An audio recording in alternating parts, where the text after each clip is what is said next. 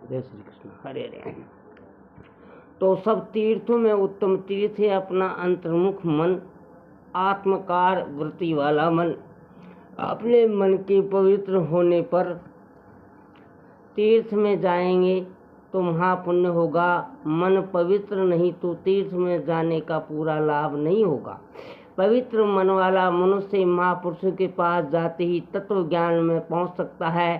अपवित्र मन वाला शंकाशील आदमी घृणा से युक्त होकर सत्संग में बढ़िया से बढ़िया बात सुनेगा तो भी उसको रंग नहीं लगेगा।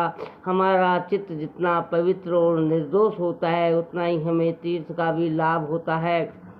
तीसरी बात, जगत में त्यागने योग्य क्या है? कनक और कांता। कनक माने सुवर्ण अर्थात धन और कांता माने स्त्री। त्यागी विरक्त सन्यासी के लिए ये दोनों चीजें मूल से और भाव से त्याग देने योग्य हैं। गृहस्थ इन दोनों को मूल से नहीं त्याग सकता, क्योंकि इन दोनों के बिना गृहस्थ जीवन टिकेगा नहीं। तो इनकी आसक्ति त्यागी कनक कांता के बिना मैं जी नहीं सकता, ऐसी धारणा जो घुस गई उसका भीतर से त्याग करें। वास्तव में हम सब चीज़ों के बिना भी जी सकते हैं, परंतु अपने चैतन्य स्वरूप आत्मदेव के बिना नहीं जी सकते। कनक और कांता का आकर्षण जीव को उन्नति से गिरा देता है। इस आकर्षण ने कई जपी तपी योगी त्यागियों को गिरा कर रख दिया है। गिर जाना ये प्रमाद है, लेकिन गिर कर उठना ये पाप है। अंतकरण की अवस्थाएं बदलती रहती हैं। जो अंतकरण की अवस्थाओं से पार गए हैं उन महापुरुषों की बात निराली है, लेकिन अंतकरण के दायरे में जीने वाले हम लोगों को शील और ज्ञान का अति आदर करके सावधान होकर रहना चाहिए। पुरुष साधक के लिए स्त्री का आकर्षण छोड़ना आवश्यक है और महिला साधक के लिए पुरुष का आकर्षण छोड़ना आवश्यक है। जब तक देह के विकारी आकर्षणों में चित्त डूबा रहेगा तब तक न संसार में रस मिलेगा न तत्व ज्ञान में रस मिलेगा। बाह्य आकर्षण का रस जितना कम होता जाएगा उतना आंतरिक रस शुरू होता जाएगा। जितना आंतरिक रस बढ़ेगा उतना बाह्य आकर्षण रहेगा।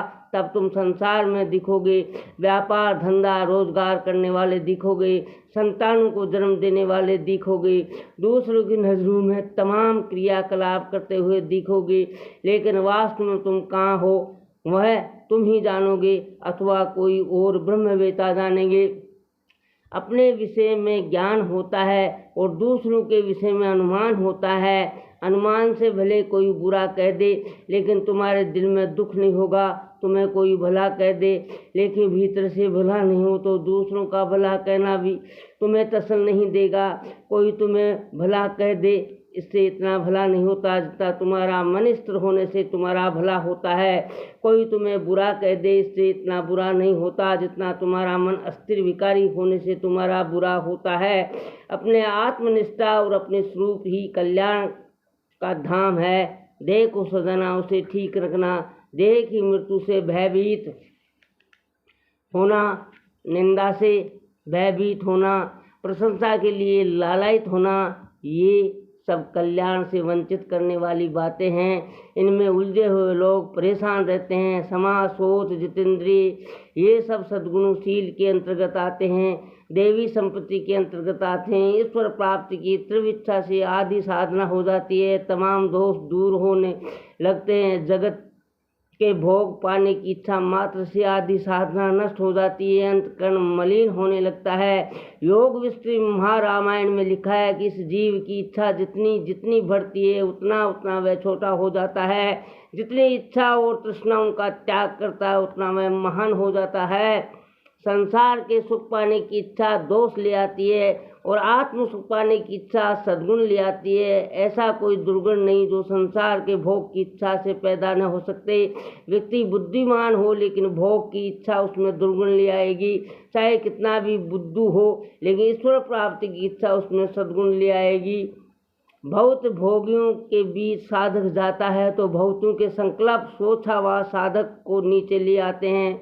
उसका पुराना अध्ययन फिर उसे सावधान कर देता है। अतः योग्याभासी साधकों को चाहिए कि वे भोगियों के संपर्क से अपने को बचाते रहें, शील का आदर्श से पालन करते रहें, शील को ही अपना जीवन बनाने से साधना की रक्षा होगी। और चलते चलते कौन नहीं गिरा, गिरावट के पतन के कई प्रसंग जीवन में आ जाते हैं। गिरकर फिर संभल जाने वाला साधक कल्याण के मार्ग पर आगे बढ़ सकता है। हरे हरे, जय श्री कृष्णा।